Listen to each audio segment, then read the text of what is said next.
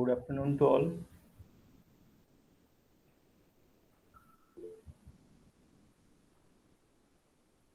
We'll start our class at 4 p.m. 5 p.m. Start करेंगे. ठीक है, थोड़ा वेट कीजिए, उसके बाद स्टार्ट करेंगे.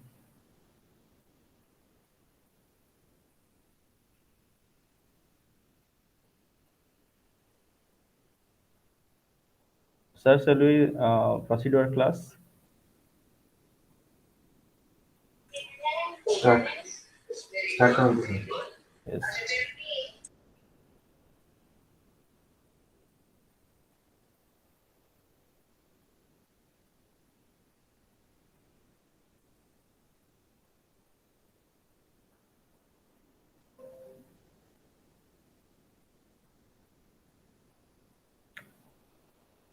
देखिए, हम कॉस्ट अकाउंटिंग के बारे में पढ़ रहे थे कि कॉस्ट अकाउंटिंग में नॉर्मली कि कॉस्ट का जो उसका मेन ऑब्जेक्टिव होता है, कॉस्ट को कैलकुलेशन करते हैं और कॉस्ट कंट्रोल होते हैं. तो पहले देखते हैं कि जो मेन एलिमेंट ऑफ कॉस्ट था कि प्राइम कॉस्ट जो था material, labour and other expenses.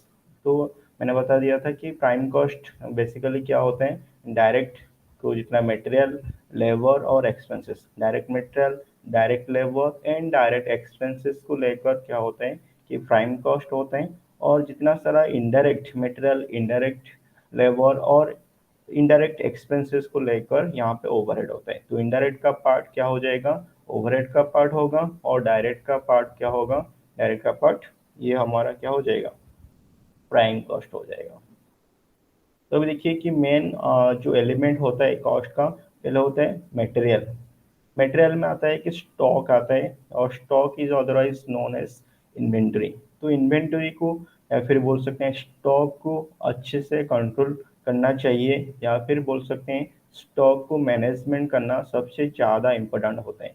क्योंकि 70 to 80% ऑफ कॉस्ट जो होता है कोई प्रोडक्ट का क्या होता है, मटेरियल ही होता है. 70 to 80% कॉस्ट क्या होता है, मटेरियल होता है. क्योंकि मटेरियल से पूरा का पूरा प्रोसेस या फिर पूरा का पूरा प्रोडक्ट बनते हैं, और जितना खर्चा होता है 30 to 20% होता है. तो बोल सकते हैं यहाँ पे इन्वेंटरी या फिर मटेरियल को अच्छे से कंट्रोल करना चाहिए.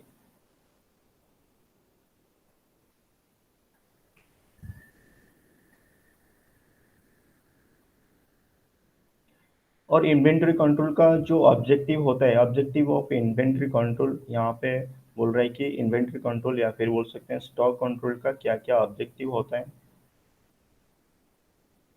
यहाँ पे main objective is to provide continuous flow of inventory for efficient and uninterrupted flow of production. क्योंकि प्रोडक्शन के लिए सबसे ज़्यादा मटेरियल ही चाहिए. मटेरियल नहीं है तो प्रोडक्शन कैसे होगा. यानी कि प्रोडक्शन बिना स्टॉप हुए चलने के लिए या फिर कंटिन्यूस चलने के लिए मटेरियल ही वन चीज़ इम्पोर्टेंट थिंग है जो कि प्रोडक्शन प्रोसेस को कंटिन्यू करते हैं. फास्ट फॉरमोस्ट जो रिक्वायरमेंट है मटेरियल, मटेरियल नहीं है तो प्रोडक्शन नहीं होगा. उसके बाद to avoid excessive investment in inventory and consequently reducing carrying cost. तो नॉर्मल जब आप क्या करते हैं कि जब इन्वेंटरी या फिर बोल सकते हैं स्टॉक को परचेज करते हैं, तो ज़्यादा परचेज नहीं करना चाहिए या फिर लो भी परचेज नहीं करना चाहिए. क्योंकि जब आप ज़्यादा परचेज करते हैं, if when we purchase in a heavy amount, जब हैवी अमाउंट में परचेज करते हैं तो नॉर्मली क्या होता है कि आपको ह्यूज अमाउंट ऑफ इन्वेस्टमेंट चाहिए. ह्यूज अमाउंट ऑफ इन्वेस्टमेंट क्यों चाहिए, क्योंकि आप ह्यूज अमाउंट ऑफ इन्वेंटरी या फिर रॉ मटेरियल परचेज कर रहे हैं. तो huge amount of inventory purchase करने में क्या दिक्कत है, एक दिक्कत है कि आपको इसका कैरिंग कॉस्ट कम पड़ेगा, या फिर एक साथ में एक लॉट में ले आएंगे.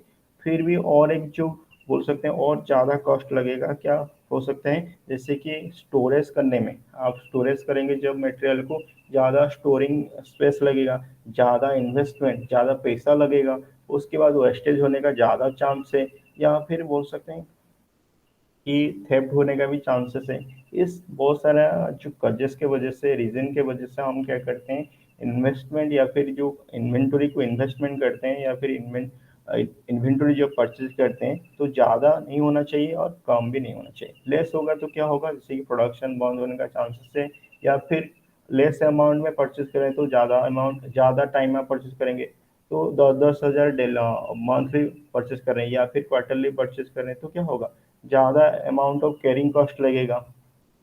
और क्या हो सकता है कॉस्ट, जैसे कि जो इन्वेंटरी का मार्केट में ये वाला सीजनल हो सकता है, तो सीजनल होगा तो क्या होगा, आपको रेडिली आपको जब चाहिए तब नहीं मिल सकता है, ये वाला रीजन है।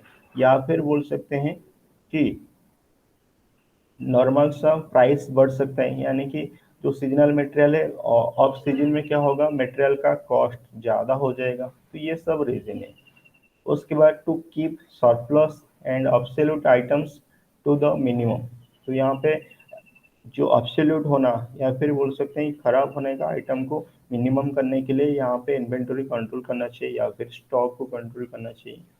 उसके बाद to relieve the management in taking inventory decision for various items और inventory from time to time, और अलग अलग इन्वेंटरी का अलग अलग रॉ मटेरियल का अलग अलग इन्वेंटरी पोजिशन बनाना चाहिए टाइम टू टाइम। और इन्वेंटरी या फिर बोल सकते हैं स्टॉक को कंट्रोल करने के लिए यहाँ पे जो टेक्निक है, तो सबसे ज़्यादा टेक्निक जो ओल्ड टेक्निक है एबीसी एनालिसिस, उसके बाद setting up various stock level, उसके बाद ईयू इकोनॉमिक ऑर्डर क्वांटिटी। ये जो है ईयू ये वाला रिसेंट ट्रेंड है, और ये वाला रिसेंटली ज़्यादा से ज़्यादा आप बोल सकते हैं इफेक्टिव टेक्निक है, काम में आता है ईयू इकोनॉमिक ऑर्डर क्वांटिटी। जो आप ऑर्डर इतना करना चाहिए एक बार, ज़्यादा नहीं होना चाहिए और कम भी नहीं होना चाहिए, तो इकोनॉमिकली होना चाहिए। उसके बाद use of perpetual inventory records and continuous stock verification, use of control ratios and review of slow and non moving items को यहाँ पे कंट्रोल करना चाहिए। यहाँ पे जो 5 टेक्निक्स से इन्वेंटरी कंट्रोल को यहाँ पे इन्वेंटरी को कंट्रोल के लिए, ये इसके बारे में पढ़ेंगे।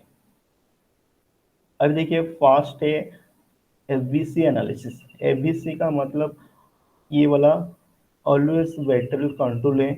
यहाँ पे बोल सकते हैं कि आप जो इन्वेंटरी या फिर स्टॉक रख रहे हैं, तो यहाँ पे उसको हमेशा क्या होना चाहिए, बेटर कंट्रोल में रखना चाहिए। तो इस वजह से आप जितना सारा इन्वेंटरी है तो अलग अलग रॉ मटेरियल होगा, अलग अलग इन्वेंटरी होगा, तो इस वजह से यहाँ पे क्या करते हैं कि आप एक कैटेगराइज कर लेते हैं, कैटेगराइज या फिर ग्रुपिंग कर सकते हैं। तो यहाँ पे कैटेगरी ए कर सकते हैं, कैटेगरी बी कर सकते हैं और कैटेगरी सी कर सकते हैं।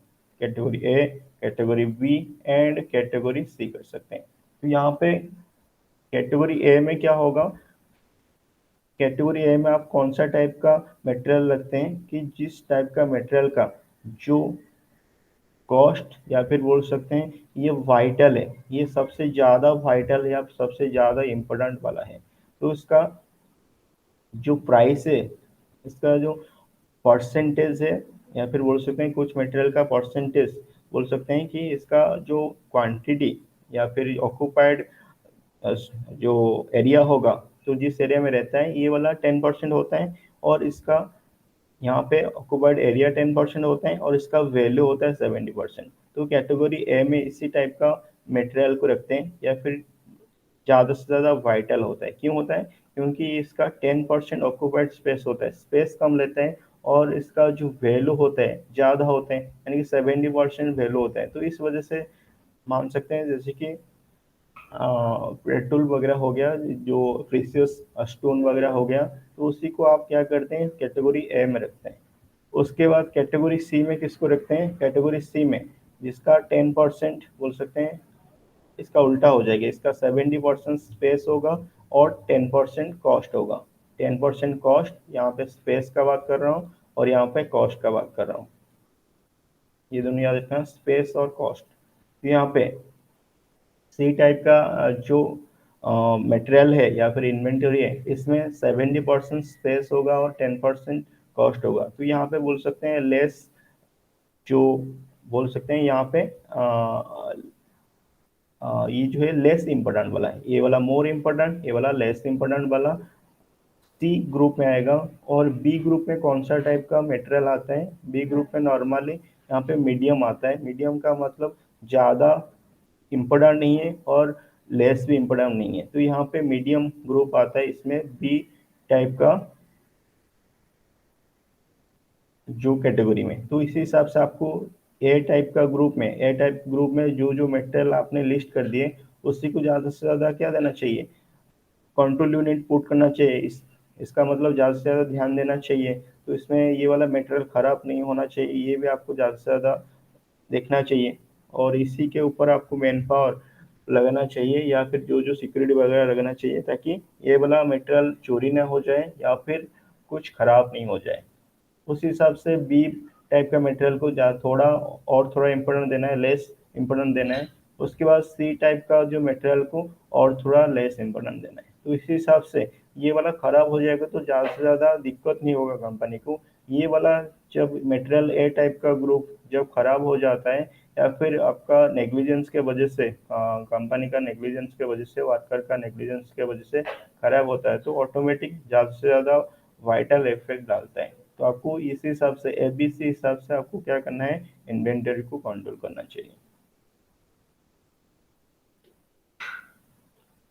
उसके बाद और एक जो स्टेप है, स्टॉक लेवल आपको यहाँ पे मेंशन करना है। स्टॉक लेवल का मतलब क्या है कि अलग अलग जो स्टॉक लेवल या फिर अलग अलग लेवल मेंटेन करना है। जैसे कि यहाँ पे कि कितना रीऑर्डरिंग लेवल, कितना डेंजर लेवल, कितना एवरेज स्टॉक लेवल, कितना मिनिमम लेवल या फिर कितना मैक्सिमम लेवल, इस हिसाब से आपको मेंशन करना है। जैसे कि आप बोल देते हैं ना कि वही घर में आप कोई राइस वगैरह चलाते हैं तो हैवी अमाउंट में, तो यहाँ पे मैक्सिमम जो एक साल का रिक्वायरमेंट है तो इसी हिसाब से आप परचेज कर लेते हैं, या फिर एक महीने के रिक्वायरमेंट के हिसाब से आप परचेज कर लेते हैं। तो अब क्या होता है कि जब आपको डेली का डेली 2 kg चाहिए तो 2 kg क्या है, मिनिमम रिक्वायरमेंट है या फिर बोल सकते हैं डेली कंजम्पशन लिमिट है।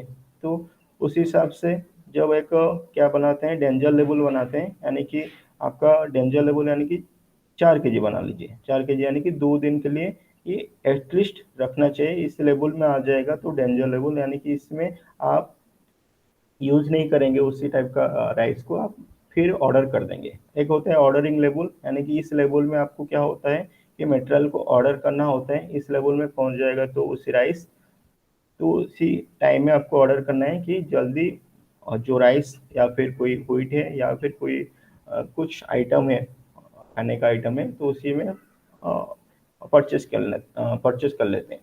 तो उसी हिसाब से कंपनी में क्या होता है, यहाँ पे स्टॉक लेवल, अलग अलग स्टॉक लेवल मेंटेन करते हैं। जैसे कि एक होता है मिनिमम स्टॉक लेवल, एक होता है मैक्सिमम स्टॉक लेवल, एक होता है रीऑर्डरिंग लेवल, एक होता है डेंजर लेवल, एक होता है एवरेज स्टॉक लेवल। तो पहले देखते हैं रीऑर्डरिंग लेवल का मतलब क्या होता है।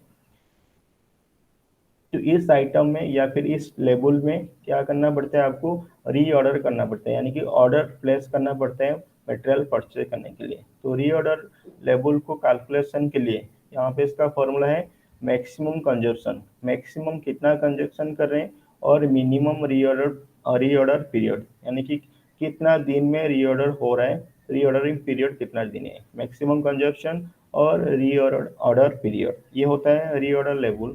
या फिर रीऑर्डर लेवल ये वाला हो सकता है कि minimum level plus consumption during the time required to get fresh delivery. या फिर बोल सकते हैं कि आप जब कंजप्शन कर रहे हैं तो जितना आप कंजप्शन कर रहे हैं कितना दिन में ये वाला जो फ्रेश डिलीवरी हो रहा है, या फिर आप जब मंगाएंगे कोई गुड्स ऑर्डर करेंगे तो कितना दिन में आप डिलीवरी हो जाएगा। ये होता है रीऑर्डरिंग लेवल का फॉर्मूला। ये दोनों फॉर्मूला एप्लीकेबल है। तो यहाँ पे देखिए इलस्ट्रेशन 1 में दिया है कि मैक्सिमम कंजप्शन दिया है कितना, 400 यूनिट पर वीक, एक हफ्ते में कितना 400 यूनिट यहाँ पे कंजप्शन हो रहा है मैक्सिमम। उसके बाद मिनिमम कंजप्शन कितना है, 250 यूनिट्स पर वीक, मिनिमम इतना हो रहा है और मैक्सिमम इतना हो रहा है। और उस हिसाब से रीऑर्डर पीरियड दिया है 4 to 6 वीक, यहाँ पे रीऑर्डर पीरियड है, यानी कि आप ऑर्डरिंग करके या जब ऑर्डर का प्लेस करेंगे तो इतना दिन में यहाँ पे आपका गुड्स डिलीवर हो जाएगा। तो इस वजह से रीऑर्डर लेवल क्या होता है, minimum consumption sorry maximum consumption into maximum reorder period. यहाँ पे मैक्सिमम रीऑर्डर पीरियड क्या है 4 to 6, तो 4 मिनिमम है, 6 जो मैक्सिमम है, तो इसलिए आपको 6 लेना है। यानी कि मैक्सिमम कंजप्शन कितने हैं 400, और मैक्सिमम रियल पीरियड जो कितना है 6, 400 इंटू 6 वीक कितना हो जाएगा एक हफ्ते में 400 टू 6 वीक में 2600 यहाँ पे हो जाएगा कितना, ये वाला जो हो जाएगा 2600 रीऑर्डर लेवल हो जाएगा। ये आपको थोड़ा ध्यान रखना है, ये वाला आप स्क्रीनशॉट ले सकते हैं।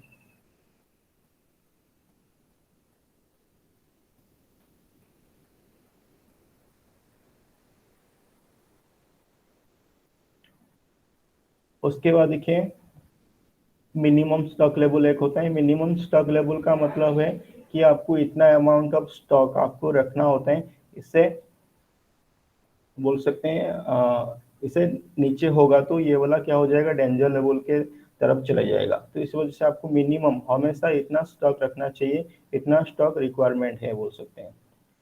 तो इसके लिए आपको मिनिमम स्टॉक लेवल को आप कैलकुलेशन के लिए क्या होता है इसका फॉर्मूला कि reorder level minus normal consumption into normal reorder period. Reorder level कितना है आपको पहले कैलकुलेशन करना है, मैक्सिमम जो consumption into maximum number of reorder period, उसी हिसाब से रीऑर्डर लेवल आ जाएगा। उसके बाद आप क्या करेंगे, मिनिमम स्टॉक लेवल निकालने के लिए क्या होगा, रीऑर्डर लेवल माइनस नॉर्मल कितना कंजप्शन करते हैं और नॉर्मली कितना रीऑर्डर पीरियड होते हैं। तो इस वजह से आपको यहाँ पे देखिए कि नेट नॉर्मल कंजप्शन कितना है 400 यूनिट है, नॉर्मल रीऑर्डर पीरियड जो है 5 वीक्स है, और रीऑर्डर लेवल है 3500 यूनिट से। तो मिनिमम स्टॉक लेवल आप जब कैलकुलेशन करेंगे तो यहाँ पे क्या हो जाएगा, reorder level minus normal consumption into normal reorder period. तो यहाँ पे रीऑर्डर लेवल तो दे दिया कितना 3500, अभी निकालेंगे मिनिमम स्टॉक लेवल। तो इसके लिए क्या करना पड़ेगा, नॉर्मल कंजप्शन कितना है, नॉर्मल कंजप्शन है 400 यूनिट्स पर वीक।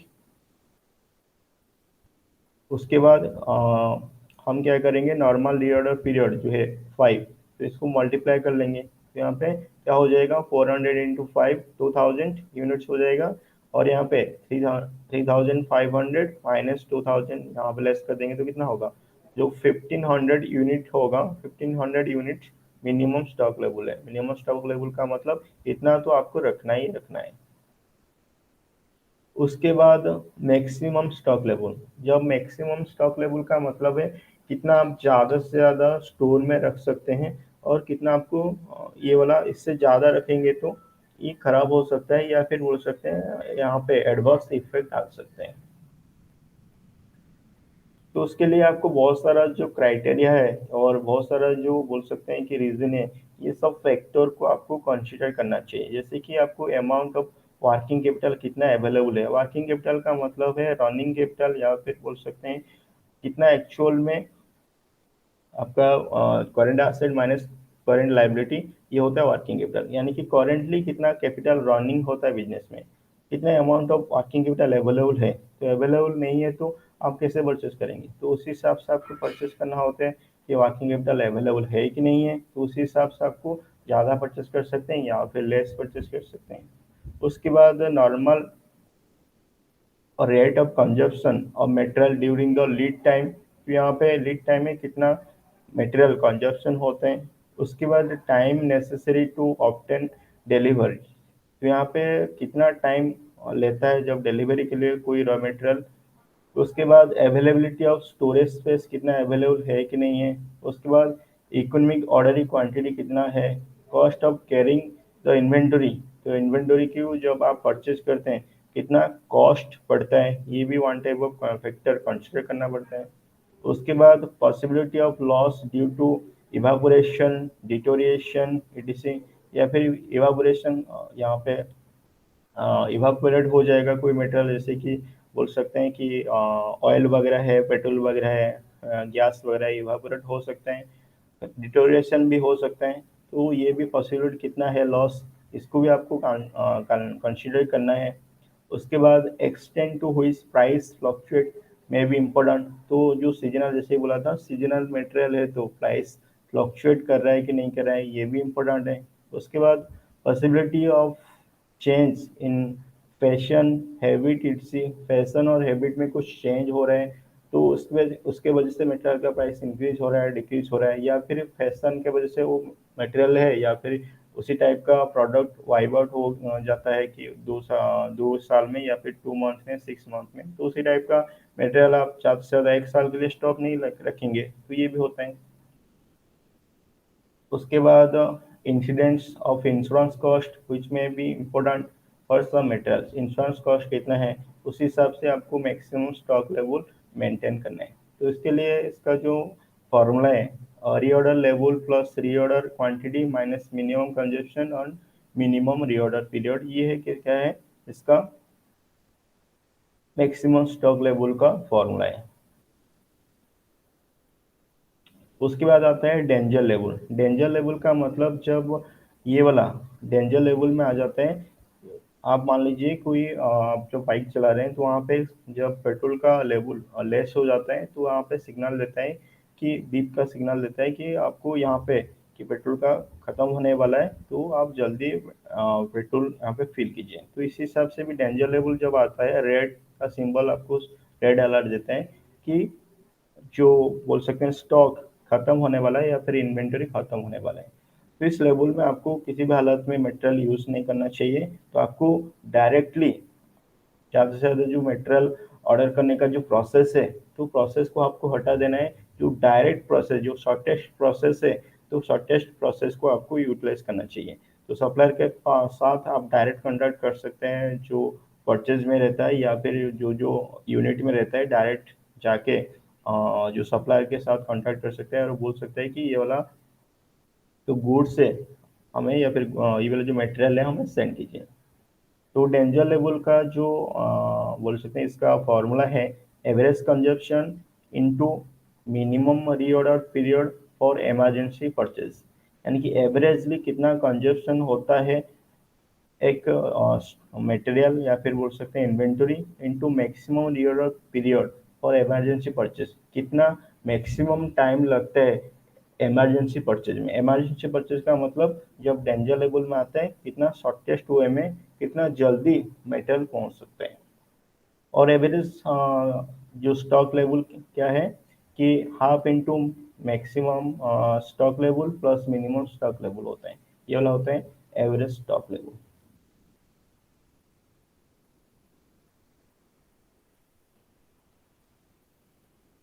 उसके बाद हाँ हम पढ़ेंगे इकोनॉमिक ऑर्डरिंग क्वांटिटी। ये वाला इम्पोर्टेंट है कि आपको एक स्टॉक लेवल मेंशन करना चाहिए जिसमें ज़्यादा से ज़्यादा यहाँ पे जो उसका क्वांटिटी है, आपको कितना क्वांटिटी परचेस करना चाहिए, तो ज़्यादा नहीं होना चाहिए या फिर कम नहीं होना चाहिए। तो आपको एक पॉइंट यहाँ पे डिसाइड करना है जहाँ पे कैरिंग कॉस्ट और ऑर्डरिंग कॉस्ट, कैरिंग कॉस्ट और ऑर्डरिंग कॉस्ट क्या होता है, मिनिमम होता है। इसी कॉस्ट में आप इसके ऊपर जाएंगे तो क्या क्या होगा कि ज़्यादा करिंग कॉस्ट और ज़्यादा ऑर्डरिंग कॉस्ट हो सकता है। इस वजह से आपको इस पॉइंट में आपको फिक्स करना है जैसे कि कैरिंग कॉस्ट और ऑर्डरिंग कॉस्ट यहाँ पे इंटरसेक्ट करते हैं और इस पॉइंट में ये वाला होता है, इस पॉइंट को मानते हैं यू क्यू यानी कि इकोनॉमिक ऑर्डरिंग क्वांटिटी।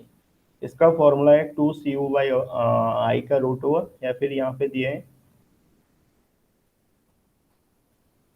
आई का खाली रूट ओवर दिए हैं, तो 2E/U/O/I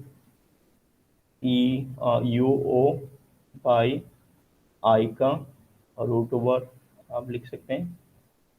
देखिए तो यहाँ पे थोड़ा चेंज करना है, यहाँ पे खाली आई में रूट ओवर दिया, होल में रूट ओवर होगा। तो यू में क्या है annual wages in units, annual कितना वेजेस दिया है, सॉरी एनुअल कितना यूजेस है यानी कि एनुअल कंजप्शन। सी का मतलब आप सी लिख सकते हैं या फिर यू लिख सकते हैं। यू का मतलब कितना एनुअली एक साल में कितना यूजेस होता है या फिर यूजेस होता है, कितना यूनिट्स ऑफ मटेरियल। उसके बाद ओ का मतलब है cost of placing one order including cost of receiving the goods. आप जब रिसीव करें गुड्स तो एक साथ एक बार आप जो प्लेसिंग कर रहे हैं ऑर्डर, कितना कॉस्ट होता है यानी कि ऑर्डरिंग कॉस्ट कितना है। उसके बाद cost of carrying one units of inventory for 1 year, यहाँ पे कैरिंग कॉस्ट को माना जाता है आई। उस हिसाब से आप जब इसका देखेंगे इसका एग्जांपल, यहाँ पे देखिए एनुअल यूजेस है या फिर एनुअल यूजेस है 6000 यूनिट्स।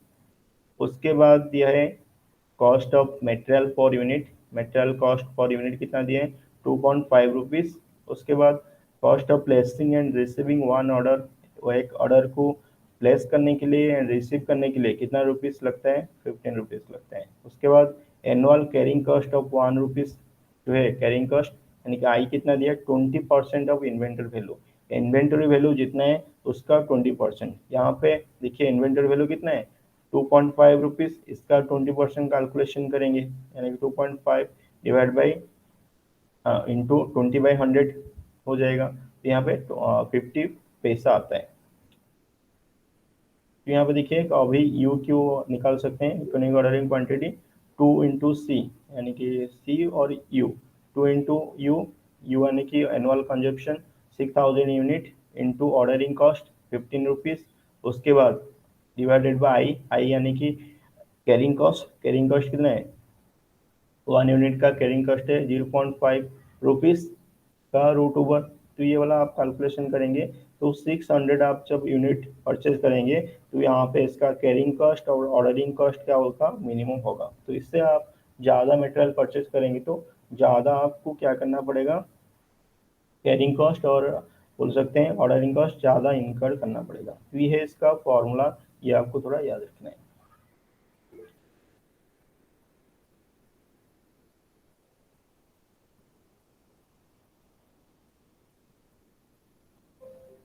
उसके बाद आते हैं कि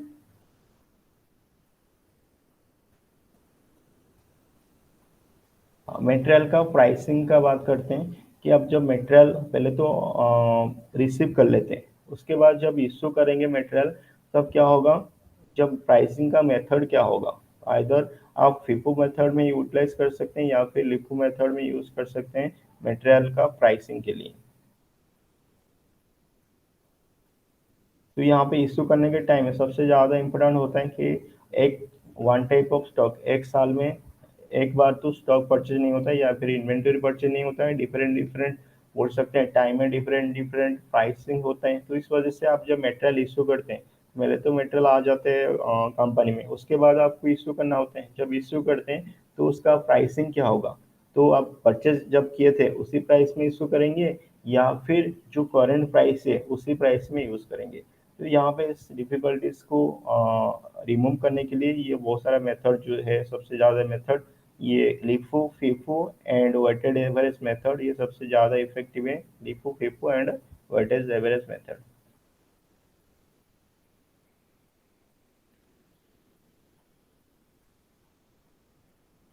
तो एसेटिन करना the cost of material issued for production. आप प्रोडक्शन में जब मटेरियल यूज करते हैं इसका कॉस्ट कितना है, identify the problems associated with pricing and the issue of materials, उसके बाद list of various methods of pricing, उसके बाद prepare the stores ledger under LIFO FIFO and weightage average method.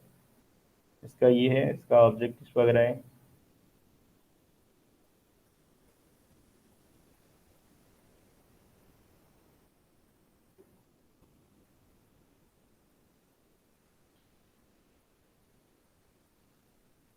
ये जो है FIFO method LIFO method, fast in fast out.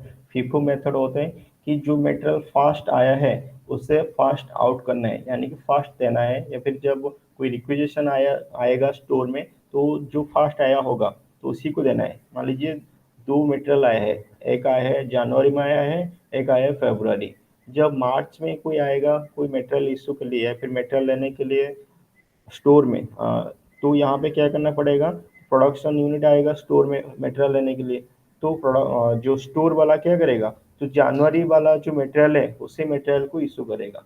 ये है होता है फीफू मेथड, यानी कि फास्ट जो आया है उससे फास्ट देना है। तो लिफो मेथड यहाँ पे यूटिलाइज कर रहा है, तो जो लास्ट आया है जो फेब्रुआरी में आया है मटेरियल उसी मटेरियल को देना है। तो फीफो मेथड और लिफो मेथड में दोनों में भी कुछ एडवांटेज से और डिसएडवांटेज से, इसको थोड़ा देखेंगे। पहले देखते हैं fast in fast out method, यानी कि फीफो मेथड सबसे ज़्यादा पॉपुलर मेथड है। इसमें क्या होता है, this method is based on the principal that material should be issued in the order of receipt at the actual cost, यानी कि जो एक्चुअल कॉस्ट है, एक्चुअल कॉस्ट जब रिसीव करने के टाइम एक्चुअल कॉस्ट है उसी कॉस्ट में आपको क्या करना होता है, इशू करना होता है। तो देखिए यहाँ पे कुछ कुछ मटेरियल पहले यहाँ पे दिया है कि डेट दिया है, परचेज दिए एंड इशू दिए, तो इसका रेट दिए है। तो जनवरी में देखिए जनवरी 1 में, 1 जनवरी में परचेज किए हैं 500 यूनिट्स, उसका रेट दिया है 5 रुपीज़। जनवरी 8 में 300 और 5.1 रुपीज़। और इसमें जनवरी 13 में इशू किए हैं 618 में 400 परचेज, इसका प्राइस दिया 5.2। जनवरी 23 को 300 इशू किए हैं, इसका इशू में प्राइस नहीं दिया है, तो इशू को आपको देख लेना है कि इधर आप फीफो मेथड में इशू कर रहे हैं या फिर लिफो मेथड में इशू कर रहे हैं। उसी हिसाब से आपको क्या करना है, स्टॉक लेवल मेंटेन करना है और इशू प्राइस भी आपको फिक्स करना है। उसके बाद जनवरी 25 में 500, इसका प्राइसिंग है 5.10। उसके बाद जनवरी 31 में यहाँ पे दिया है कि इशू किया है 200 यूनिट्स ऑफ मटेरियल। तो देखिए पहले आपके पास इसका जो क्या बनेंगे, स्टोर्स लेजर अकाउंट बनाएंगे लिफो फीफो मेथड में। तो नेम देंगे कौन सा, इसका मटेरियल का name, maximum level, minimum level, ordering level, उसके बाद रीऑर्डरिंग क्वांटिटी और लोकेशन कोड, ये वाला सब देना पड़ता है स्टोर लेजर अकाउंट में। उसके बाद इसका जो फॉर्मेट है, डेट, रिसिप्ट, और रिसिप्ट में आएगा गुड्स रिसिप्ट नंबर, क्वांटिटी और जीआरएन नंबर, ऐसे मानते हैं goods receipt number, quantity and rate. तो इसका जब रिसीव करते हैं जिस क्वांटिटी में, इसका जो बिल वगैरह है, वाउचर वगैरह है, इसका नंबर देंगे। उसके बाद इसका क्वांटिटी कितना रिसीव कर रहे हैं, क्वांटिटी को आप मेंशन करेंगे। उसके बाद रेट और अमाउंट। उसके बाद इशू कर रहे हैं तो उसी डेट में, तो उसका रिसिप्ट नंबर या फिर रिक्वेशन स्लिप नंबर, उसके बाद क्वांटिटी, रेट और अमाउंट। उसके बाद जो बैलेंस बच गया, बैलेंस का रेट, क्वांटिटी और इसके बाद हिसाब से लिखेंगे अमाउंट, कितना अमाउंट है। तो पहले लिखते हैं कि जब रिसीव करते हैं जनवरी 1 में, क्वांटिटी क्या है 500 यूनिट रिसीव किया है, उसका रेट 5 रुपीज़ ईच, ठीक है, 5 रुपीज़ ईच। तो टोटल यहाँ पे आ जाएगा कितना अमाउंट, 2500। तो उस हिसाब से इसका बैलेंस कितना होगा, कि बैलेंस भी कुछ इश्यू नहीं है, तो बैलेंस कितना बचेगा 2500। उसके बाद जनवरी 8 में देखिए कितना रिसीव किए, 300 यूनिट्स, इसका रेट दिया है 5.10। तो यहाँ पे इसका अमाउंट हो रहा है 1530 रुपीज़। उसके बाद उसमें कुछ इशू नहीं है, तो यहाँ पे टोटल आप यहाँ पे क्वांटिटी लिखेंगे 500 प्लस 300 और 800 आपको मेंशन करना है। और यहाँ पे इसका रेट 5 रुपीज़ एंड 510 रुपीज़, और टोटल हो रहा है कितना, 4030 रुपीज़। उसके बाद देखिए जनवरी 13 में उस हिसाब से इशू हुआ है कितना, 600 यूनिट इशू हुआ है। तो जब देखिए यहाँ पे आता है जो आपका मेथड यूज होगा, 600 जब यूज होगा, आप कौन सा मेथड यूज करें, फीफो मेथड, यानी कि फास्ट जो आया है उसी को फास्ट इशू करना है, फास्ट इन फास्ट आउट। तो इसमें क्या है, फास्ट आया है कौन सा, 500 आया है, तो 500 को आपको देना है। उसके बाद रेस्ट को, और कितना चाहिए 100 को, तो 500 5 रुपए के हिसाब से यहाँ पे 2500 रुपया चला जाएगा टोटल अमाउंट, और 500 का मटेरियल चला जाएगा, और यहाँ पे 100 रुपया या फिर 100 यूनिट जाएगा। तो यानी कि यहाँ पे 300 था, 100 यूनिट जाएगा, और यहाँ पे 5.10 का रेट के हिसाब से जाएगा, यानी कि 510। तो यहाँ पे टोटल आ रहा है कितना देखिए, तो जब यहाँ पे जनवरी 13 में, तो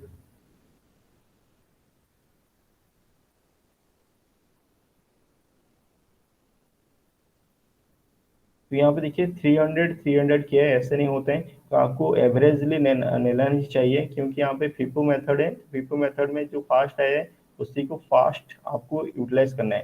तो यहाँ पे आपको मेंशन करना है, यहाँ पे 100 होगा, पहले होगा 500, फास्ट आया है, फास्ट होगा यानी कि यहाँ पे 100 होगा, और यहाँ पे 500 होगा, तो 100 का 510 के हिसाब से 510 होगा। और यहाँ पे 300 में क्या होगा, यहाँ पे और जो 500 है इसका जो रुपीस होगा 5 रुपए के हिसाब से जाएगा, यानी कि 2500, उस हिसाब से इसका स्टॉक जो है मेंशन होगा। इतना चले गया, और कितना बैलेंस बचेगा या फिर स्टॉक बचेगा, स्टॉक कितना बचेगा, स्टॉक बच जाएगा अभी देखिए, तो अभी 600 रुपया इशू, 600 क्वान्टिटी इशू हुआ है। अभी कितना था, 800 यूनिट था, और कितना बच गया है, यहाँ पे 200 यूनिट बच गया। 200 यूनिट का रेट क्या होगा, इस रेट में आएगा, यानी कि 200 यूनिट इंटू 5.110। उस हिसाब से यहाँ पे क्या होगा, इसका जो बैलेंस अमाउंट रहेगा, यानी कि 200 इंटू क्या हो जाएगा, 5.10 रुपीज़। तो इस हिसाब से कितना होगा, 1020 रुपया, ठीक है। ₹1020 इसका स्टॉक वैल्यू होगा। यहाँ पे ₹1020 होगा। ये थोड़ा ये कैसे किया है?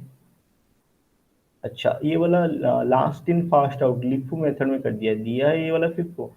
थोड़ा यहाँ पे बुक में थोड़ा गलत कर दिए हैं, तो आपको याद रखना है। फिफो मेथड में क्या होता है, फिफो मेथड में जो फास्ट आते हैं उसको आप क्या करना चाहिए, फास्टली आउट करना चाहिए।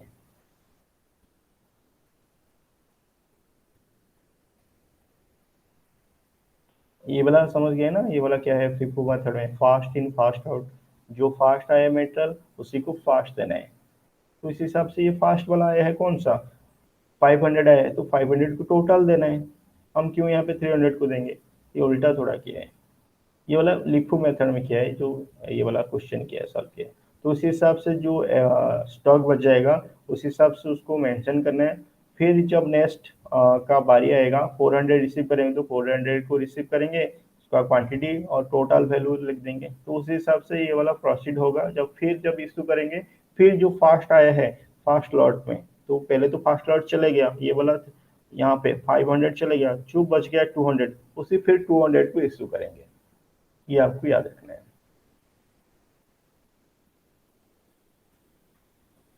तो यहाँ पे जब इशू होगा, देखिए मैं यहाँ पे थोड़ा कर लेता हूँ, 600 जब इशू होगा तो अब यहाँ पे क्या होगा, 500 प्लस 100 होगा, यहाँ पे 500 प्लस 100 होगा। उसके बाद यहाँ पे 200 बचा। उसके बाद जब यहाँ पे इशू हो रहा है 300, 300 जब इशू हो रहा है तो यहाँ पे 200 बच रहे हैं, यानी कि 200 का फिर इशू होगा, फास्ट इन फास्ट आउट, ये 200 फास्ट आए हैं। उसके बाद 100, यानी कि 400, 400 से 100 इशू होगा इसमें, और यहाँ पे 300 बचेगा। उसके बाद फिर 200, 200 जब इशू होगा इसी में से इशू होगा, क्योंकि यहाँ पे 300 ऑलरेडी है, तो यहाँ पे 200 इशू हो जाएगा टोटल वैल्यू। इसका प्राइस, हाँ, इसका प्राइस जो है आपको क्या कौन सा लेना है, ये वाला 520 के हिसाब से आपको यहाँ पे लेना है।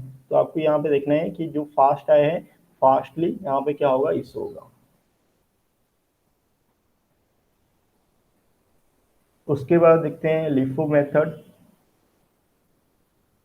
Last in fast out. जो लास्ट आया है उसको फास्ट आपको क्या करना है, कि आपको फास्ट देना है। जैसे कि मैंने बोला था, दो डेट में मटेरियल आया है, जनवरी में कुछ मटेरियल आया है, कुछ फरवरी में आया है। तो आपको कौन सा मटेरियल अभी अब लिफो मेथड में यूज कर रहे हैं, तो कौन सा मटेरियल देना है, लास्ट इन, यानी कि फरवरी का मटेरियल पहले देना है, उसी हिसाब से उसका अलग से, यानी कि उसका प्रीवियस मटेरियल को जाना है। ये वाला होता है लिफो मेथड का फॉर्मूला। तो उसी को आप जब फॉलो करेंगे तो यहाँ पे देखिए,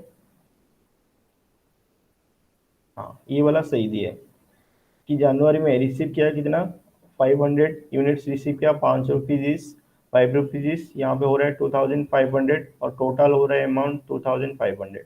उसके बाद जब जनवरी 8 में यहाँ पे क्वांटिटी है 300, उसका रेट कितना है 5.110, और इसका टोटल अमाउंट हो रहा है 1530 रुपीज़, और टोटल यहाँ पे आ रहा है स्टॉक, या फिर इसका बैलेंस अमाउंट इतना रह रहा है। उसके बाद जनवरी 13 में क्या होगा, आपको इशू करना है 600, 600 इशू करना है। किस में इशू करेंगे, लास्ट जो है, लास्ट जो आया है उसी को आप इशू करेंगे। तो लास्ट क्या कौन सा है, जनवरी 8 को है, जनवरी 8 का स्टॉक पहले देंगे, यानी 600 देना है, तो इसमें 300 देंगे, और जो बाकी बच गया 300 इसमें देंगे। तो देखिए इसमें पहले देते हैं 510 को 300 देते हैं, उसके बाद फिर जो 300 देते हैं 5 रुपीज में जो रेट है। उसके बाद कितना बच जाएगा, यहाँ पे 500 था, इसमें 300 चले गया, और बचेगा कितना 200। 200 का रेट क्या होगा, ये वाला रेट होगा 5.00, यानी कि 5 इंटू 200, यहाँ पे 1000 बचेगा। तो देखिए 13 में ये जो क्वेश्चन किया था सॉल्व, देखिए ये सेम किया था, ये थोड़ा गलत है, मिस्टेक कर दिया है। तो आपको यहाँ पे देखना है, दोनों में 300 300 दे दिए हैं। कैसे, ऐसा नहीं हो सकता है कि आपको इशू करना है तो यहाँ पे फिफो मेथड में, फास्ट मेथड में, यानी फास्ट जो है फास्ट आपको फास्ट इन फास्ट आउट, और लिफो मेथड में लास्ट इन फास्ट आउट, यानी कि जो लास्ट आए हैं आपको फास्ट पहले इशू करना है। तो ये वाला लिफो मेथड आप यूज कर रहे हैं, जो लास्ट आया है उससे फास्टली आपको क्या करना है, इशू करना है।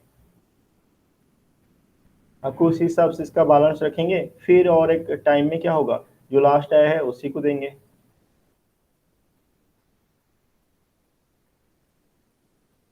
उसके बाद वेटेड एवरेज प्राइस मेथड, यहाँ पे क्या होता है, इसका जो प्राइसिंग इशू होता है, इशू प्राइस, इसमें क्या होता है, तो यहाँ पे प्राइस या फिर जितना स्टॉक दे रहे हैं इसका प्राइस कितना फिक्स होगा, कि का इसका वैल्यू होगा value of material in stock divide by quantity in stock, यानी कि टोटल आया कितना 600, पहले आया था 500, उसके बाद फिर आया था कितना, फिर आया था 300। तो नॉर्मल यहाँ पे क्या होगा, इसका क्वांटिटी इशू क्वांटिटी क्या होगा, इशू प्राइस क्या होगा, तो पहले आया था 500 कितना में, 5 रुपीज ईच, उसके बाद आया था यहाँ पे 500 इंटू 5 रुपीज ईच, यहाँ पे 2500 आया था, टोटल क्या है, टोटल इसका वैल्यू है। उसके बाद 300 आया था, 300 इंटू 510 कितना हो जाएगा, यहाँ पे 300 इंटू 510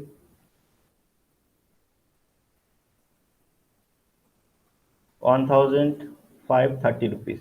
टोटल इसका प्राइस को आप टोटल काउंट करेंगे, यानी कि ये वाला 30 हो जाएगा, और 5510 4 403, यानी कि 4030 रुपया है टोटल जो है मेटेरियल आया है।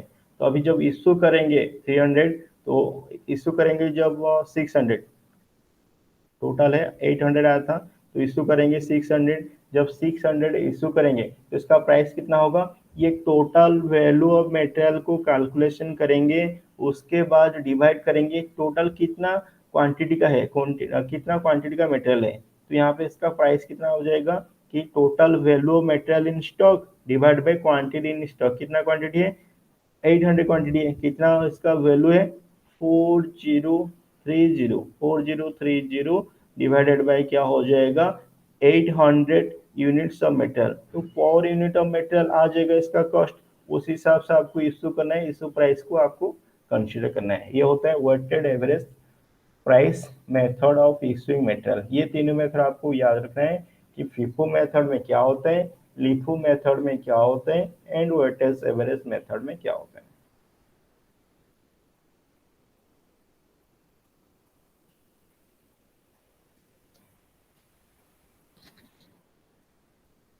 उसके बाद हम देखते हैं कि लेबर आता है, और एक सबसे इम्पोर्टेंट होता है लेबर, यानी कि लेबर को आपको कैसे कंट्रोल करना चाहिए, या फिर बोल सकते हैं कि लेबर का सबसे ज़्यादा आइडियल टाइम होता है। लेबर यानी कि आप जितना फैक्ट्री में जो काम करते हैं या फिर प्रोडक्शन को आगे बढ़ाते हैं, मटेरियल के बाद आता है कि लेबर वगैरह आते हैं, मटेरियल मशीनरी एंड लेबर। तो लेबर का नहीं होने से या फिर विदाउट लेबर प्रोडक्शन पॉसिबल नहीं है। तो जितना ज़्यादा आइडियल टाइम होगा, या फिर बोल सकते हैं लेबर आएंगे 8 घंटा काम करने के लिए, वो 4 घंटा काम करेंगे या फिर 5 घंटा काम करेंगे, तो आइडियल टाइम यानी कि वेस्टेज टाइम कितना हो गया, 5 घंटा काम करें तो 3 आवर्स जो है वेस्टेज टाइम है। तो वही वेस्टेज टाइम के लिए या फिर आइडियल टाइम के लिए कंपनी को देना पड़ता है, तो वहाँ पे वो जो आइडियल टाइम में प्रोडक्टिविटी ज़्यादा बढ़ सकता है या फिर प्रोडक्शन हो सकता है। इस वजह से उसी आइडियल टाइम को आपको यहाँ पे मिनिमम करने के लिए या फिर जीरो करने के लिए सब कंपनी रेस में लगते हैं। तो इस वजह से बहुत सारा जो इंसेंटिव प्लान भी देते हैं, या फिर बोल सकते हैं कि वेज रेट सिस्टम देते हैं, पीस रेट सिस्टम देते हैं। पीस रेट का मतलब जितना काम करेंगे उस हिसाब से पैसा लेंगे, या फिर आपका स्टैंडर्ड फिक्स कर देंगे लेबर का, कि एक दिन में 400 यूनिट प्रोडक्शन करना चाहिए, तो 400 यूनिट प्रोडक्शन करेंगे तो आपको सैलरी मिलेगा, नॉर्मल सैलरी मिलेगा, और 400 से ज़्यादा करेंगे तो और थोड़ा इंसेंटिव बढ़ेगा, या फिर लेस करेंगे तो आपको लेस अमाउंट ऑफ पैसा दिया जाएगा। उसी हिसाब से यहाँ पे लेबर का क्या होता है कि कंट्रोल हो जाता है कि लेबर कितना अमाउंट बोल सकते हैं, कितना नंबर ऑफ यूनिट प्रोडक्शन करेंगे या फिर इंसेंटिव देंगे नहीं, ये वाला सब कंट्रोल हो जाता है।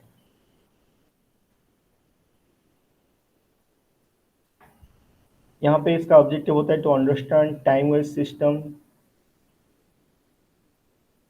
to understand piece-wise system, to explain balance of wage system, explain various incentive plans used to reward labor efficiency। ये वाला के लिए इसका ऑब्जेक्टिव होता है लेबर को कंट्रोल करना या फिर लेबर को स्टडी करना होता है।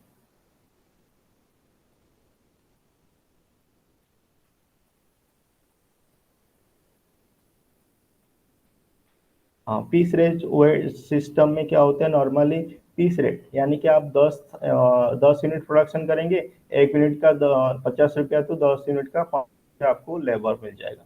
ये भी वन टाइप अच्छा है। तो अच्छा क्वालिटी का प्रोडक्ट बनाने के लिए या फिर ज़्यादा से ज़्यादा प्रोडक्ट बनाने के लिए, ज़्यादा नंबर ऑफ यूनिट बनाने के लिए जितना सारा लेबर है सबसे ज़्यादा ज़्यादा रेस में लग जाएंगे, तो ये वन टाइप ऑफ कंपनी के लिए भी अच्छा है। तो piece rate system major advantages क्या है? Places greater reliance on the merit and efficiency of worker, यानी कि मेरिट के हिसाब से पैसा देता है तो एफिशिएंसी ऑटोमेटिक इंक्रीज होता है। वर्कर ऑटोमेटिक चाहते हैं, खुद चाहते हैं उनका एफिशिएंसी ग्रो करना। कंपनी नहीं चाहेगा, अभी कंपनी चाहेगा जितना मटेरियल प्रोडक्शन करेंगे उस हिसाब से पैसा लीजिए। मल्टीपल कॉन्ट्रैक्ट भी होते हैं, अब जल्दी खत्म कर लेंगे तो जल्दी पैसा लेंगे, ज्यादा लेट करेंगे तो आपको लेट में ही मिलेगा। इसके बाद यहाँ पे क्या होता है कि एक पर्टिकुलर काम का जो प्राइस है फिक्स हो जाता है। यहाँ पे प्राइस ज़्यादा नहीं होगा या फिर कम नहीं होते हैं, यहाँ पे प्राइस फिक्स हो जाते हैं। तो यहाँ पे सबसे ज़्यादा डिसएडवांटेज वगैरह है, यहाँ पे क्वालिटी खराब हो सकता है, क्वालिटी को इग्नोर कर सकते हैं, बहुत सारा वर्कर वगैरह है। अब इनका जो मेन मोटिव हो जाता है क्या, प्रोडक्शन ज़्यादा करना, तो इस वजह से क्वालिटी का थोड़ा बोल सकते हैं कि क्वालिटी लेस हो सकते हैं चांसेस है। इसके बाद induce workers to be efficient, produce more and earning high wages. तो यहाँ पे ऑटोमेटिक इंड्यूस करता है वर्कर को ज़्यादा एफिशिएंसी बढ़ाने के लिए और earning high rate of earning के लिए।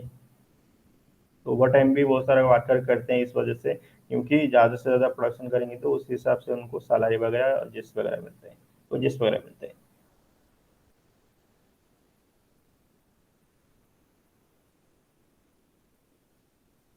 और उसके बाद एक है इंसेंटिव प्लान। इंसेंटिव प्लान में क्या होता है, incentive plans are use to compensate the efficiency of labor for his extra effort used in minimizing the time और cost। यहाँ पे जो एक्स्ट्रा एफर्ट दे रहा है जो लेबर, या फिर बोल सकते हैं उसका एफिशिएंसी थोड़ा ज़्यादा बढ़ रहा है, या फिर बोल सकते हैं कि लेस टाइम में वो आपका काम कर रहे हैं, तो ऑटोमेटिक इसका एफिशिएंसी ज़्यादा है। तो जिस लेबर का एफिशिएंसी ज़्यादा है उसे रिवार्ड देना चाहिए या फिर इंसेंटिव देना चाहिए, ताकि वो काम अच्छे से और कर सकते हैं। और यहाँ पे जो आपका प्रोडक्टिविटी ऑटोमेटिक बढ़ता है और आपको लेस टाइम में आपको कोई ऑर्डर आप क्या कर सकते हैं, डील कर सकते हैं या फिर डिलीवरी कर सकते हैं। तो इसमें इंसेंटिव प्लान में आता है, एक आता है हॉलसी प्लान, प्रीमियम प्लान। तो इसमें क्या बोलते हैं हॉलसी प्रीमियम प्लान में, यहाँ पे इंसेंटिव प्लान में बोल रहे हैं standard time and standard work are prescribed in advance. Standard time का मतलब एक काम को करने के लिए कितना टाइम चाहिए, और स्टैंडर्ड वर्क या फिर बोल सकते हैं 1 घंटा में कितना काम हो सकता है, इसको आपको क्या करना है, कैलकुलेशन करना है। उसके बाद workers are paid for the actual time they take to complete the job as per the time rate। Time rate के हिसाब से आप वर्कर को कितना अमाउंट देना चाहिए कि एक्चुअल टाइम जितना लिए उस हिसाब से पैसा देना चाहिए। If a worker completes the job in less than the predetermined standard time, जब वर्कर प्री डिटरमाइंड मान लीजिए 3 घंटा में 50 यूनिट प्रोडक्शन करना था, उसने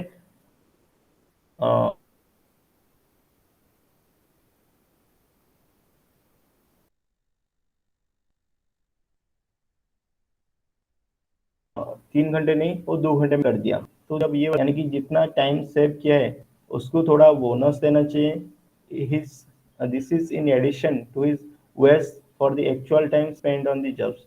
इसका मतलब जो इंसेंटिव देगा या फिर जितना इंसेंटिव दिया जाता है वो वजेस के अलावा दिया जाता है इसका इंसेंटिव। यानी कि मान लीजिए टोटल 50 यूनिट का मान लीजिए 1000 रुपया है, और एक्स्ट्रा इंसेंटिव जो है बोल सकते हैं कि 10 रुपया या फिर 100 रुपया या फिर 500 रुपया ऐसे दिया जाता है कि bonus equal to 50% of the waste time spent is paid to the workers as a reward of his work. उसके बाद आता है रोअन प्रीमियम प्लान। तो रोअन प्रीमियम प्लान में क्या होता है कि इसका मेन फीचर क्या है, workers are paid for the actual time taken by them in completing the jobs on the basis of time rate. Time rate के हिसाब से यहाँ पे वर्कर्स को पेड किया जाता है कि एक्चुअल टाइम के हिसाब से एक्चुअल कितना टाइम टेकन है, कितना टाइम लिए हैं उस हिसाब से उनको सैलरी और उनको वेजेस दिए जाते हैं। They are paid a bonus for the time saved for the difference between the standard time and actual time। उनको जो बोनस दिया जाता है, कितना बोनस दिया जाता है कि इसका जो डिफरेंस है एक्चुअल टाइम कितना है और स्टैंडर्ड टाइम है। स्टैंडर्ड टाइम का मतलब 4 घंटा था, एक्चुअल में उन्हें 2 घंटा में कर दी, तो 1 आवर का जो बोनस पेड किया जाता है उन्हें। तो bonus under this method is calculated as the proportion of the time waste as time saved PS to the standard time। तो स्टैंडर्ड टाइम से थोड़ा जो लेस अमाउंट ऑफ टाइम में आप कर दिए तो इसी वजह से उनको इंसेंटिव या बोनस दिया जाता है। उसके बाद डिफरेंशियल फीस रेट सिस्टम, यानी कि एक अलग अलग डिफरेंट फीस रेट सिस्टम होता है कि यहाँ पे टेलर, ग्रांट एंड मेरिक ये सिस्टम बना है different rate fees rate system. तो यहाँ पे कि बिलो स्टैंडर्ड, एबव स्टैंडर्ड या फिर नॉर्मल स्टैंडर्ड किए तो इसी हिसाब से उनको फीस रेट के हिसाब से दिया जाता है। यानी कि यहाँ पे बिलो स्टैंडर्ड है तो सब standard, below standard and above standard. तो सब स्टैंडर्ड है तो आपको लेस अमाउंट ऑफ पैसा दिया जाता है, और बिलो स्टैंडर्ड है तो आपको और थोड़ा लेस अमाउंट पैसा दिया जाता है, और जो है हाई स्टैंडर्ड है तो आपको जितना रेट है उससे रेट से और थोड़ा ज़्यादा रेट को आपको दिया जाता है। जैसे कि आप सब स्टैंडर्ड है तो सब स्टैंडर्ड का मतलब जितना स्टैंडर्ड फिक्स किया गया है उससे थोड़ा लेस आप क्या कर रहे हैं, प्रोडक्शन कर रहे हैं, तो ऑटोमेटिक जितना पैसा 100 रुपया देना था 50 यूनिट के हिसाब से 100 रुपया देना था टोटल, तो आपको कितना पैसा मिलेगा, तो इसका 80% पैसा आपको मिलेगा, यानी कि 80% मिलेगा आपको पैसा। या फिर बोल सकते हैं जब हायर स्टैंडर्ड रेट होते हैं तो हायर स्टैंडर्ड रेट में तो यहाँ पे आपको कितना मिलता है, तो 100 रुपया मिल रहा था आपको 120% आपको मिलेगा, यानी कि 120 रुपया मिलता है और थोड़ा ज़्यादा मिलता है। आप काम सेम किए हैं या फिर बोल सकते हैं कम टाइम में किए तो ऑटोमेटिक आपको ज़्यादा रेट में या फिर जितना मिलना था उससे 120% ज़्यादा मिलता है। या फिर जितना टाइम लिए जो स्टैंडर्ड बोल सकते हैं कि स्टैंडर्ड रेट टाइम लिए तो स्टैंडर्ड पैसा मिलेगा, यानी 100% मिलेगा। स्टैंडर्ड टाइम से आप काम खत्म करते हैं तो स्टैंडर्ड रेट मिलेगा, या फिर आप लेस सब स्टैंडर्ड हो गए तो आपको कम मिलेगा। तो जो वर्कर है तो ज़्यादा से ज़्यादा यहाँ पे बोल सकते हैं ज़्यादा से ज़्यादा एट्रैक्ट हो जाएंगे उसी टाइप का जो है, ज़्यादा प्रोडक्शन करने के लिए लेस टाइम में। और बोल सकते हैं कि यहाँ पे सब चाहते हैं कि हायर स्टैंडर्ड रेट या फिर बोल सकते हैं ज़्यादा इंसेंटिव लेने के लिए 120% पैसा पाने के लिए वो उनका जो टाइम जो लेते हैं टाइम रेट को यहाँ पे लेस कर देंगे।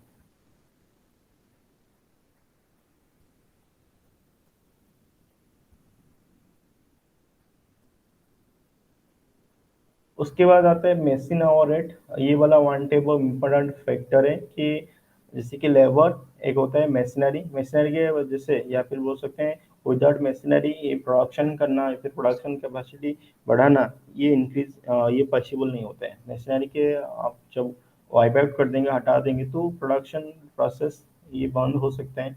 इस वजह से मशीनरी भी इम्पोर्टेंट है। इसका आवरली रेट या फिर बोल सकते हैं कितना 1 घंटे में कितना रेट है ये भी हम कैलकुलेशन कर सकते हैं, और किस बेसिस में आपको अपॉर्चमेंट करते हैं ये सब ओवरहेड खर्चा वगैरह को ये वाला चेक करते हैं।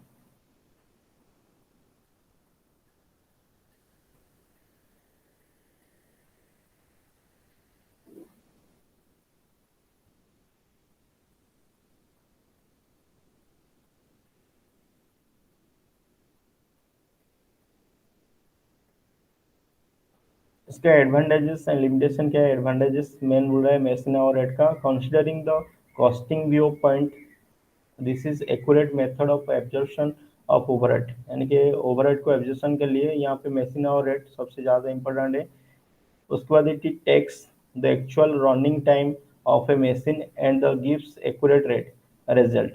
तो यहाँ पे कितना घंटा चल रहा है उस हिसाब से 1 घंटा का कितना जो कॉस्ट है उस हिसाब से कैलकुलेशन होता है, और आप जब कॉस्ट शीट बनाते हैं उसी में से आप ऐड करना है कितना मशीन आवर लगता है।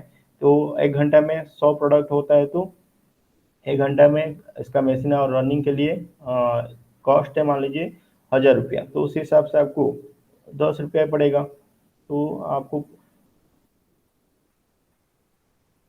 यहाँ पे देखिए कि टोटल मशीन और रेट या फिर 1 घंटे में खर्चा होता है कि 10,000 रुपया, ठीक है। टोटल कॉस्ट होता है per hour of machine running के लिए। उसके बाद 1 घंटे में 100 प्रोडक्शन होता है, 100 यूनिट प्रोडक्शन होता है, तो ऑटोमेटिक तो 1 यूनिट प्रोडक्शन के लिए कि कितना amount of machine hour rate लगता है, तो मशीन आवर रेट कितना हो जाएगा, total cost per hour divide by number of unit production या फिर नंबर ऑफ यूनिट प्रोड्यूस्ड, ये हो जाएगा कितना 10 रुपीज। एक यूनिट प्रोडक्शन के लिए कितना मशीन का खर्चा लगता है, मशीन आवर रेट कितना हो जाएगा 10 रुपीज। उस हिसाब से आपको कैलकुलेशन करना होता है।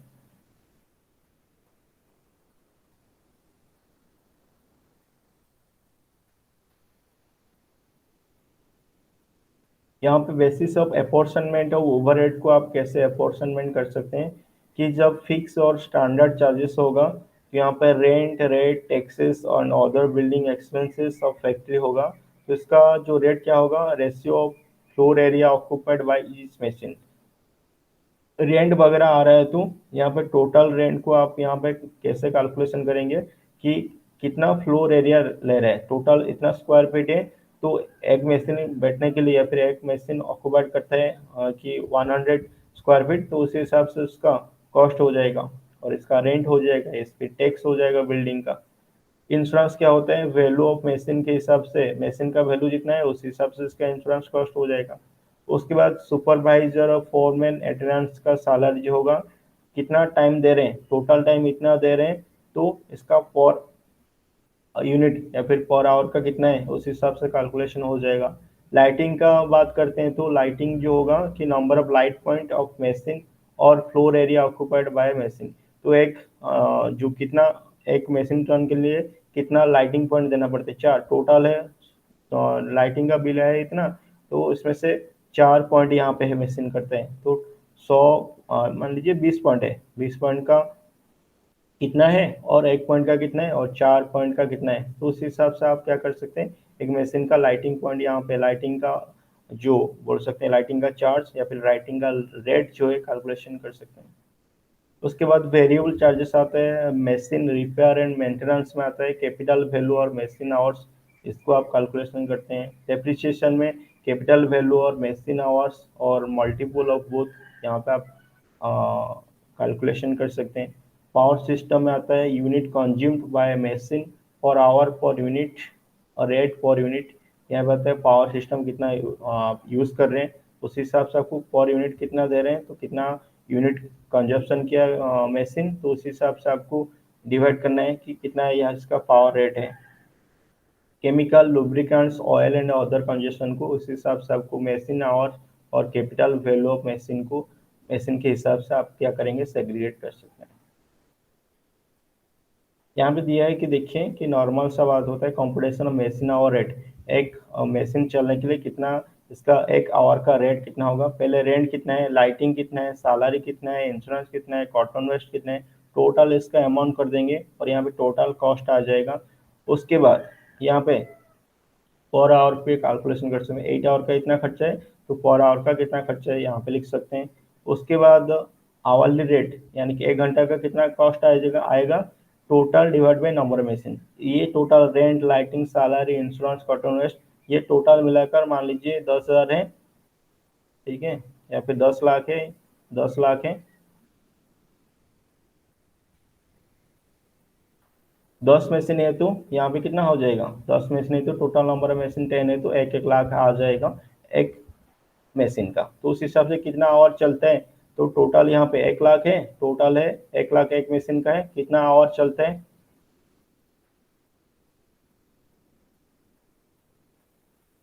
मान लीजिए 100 आवर चलते हैं, कि 1 आवर का कितना हो जाएगा, 1000 रुपया हो जाएगा। तो उस हिसाब से आपको यहाँ पे कि मशीन आवर रेट आप कैलकुलेशन कर सकते हैं।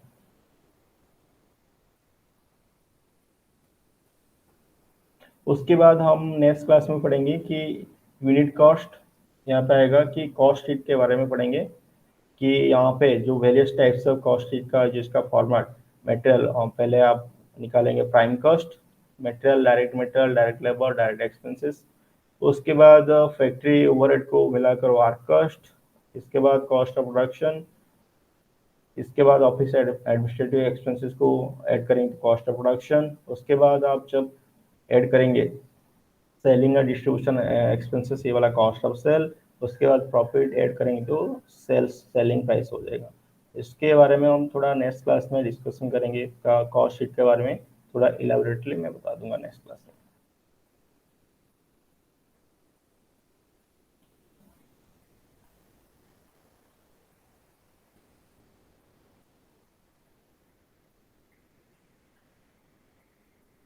थैंक यू क्लास, और आप सब एग्जिट हो जाइए और नेक्स्ट क्लास में पढ़ेंगे इसका नेक्स्ट चैप्टर।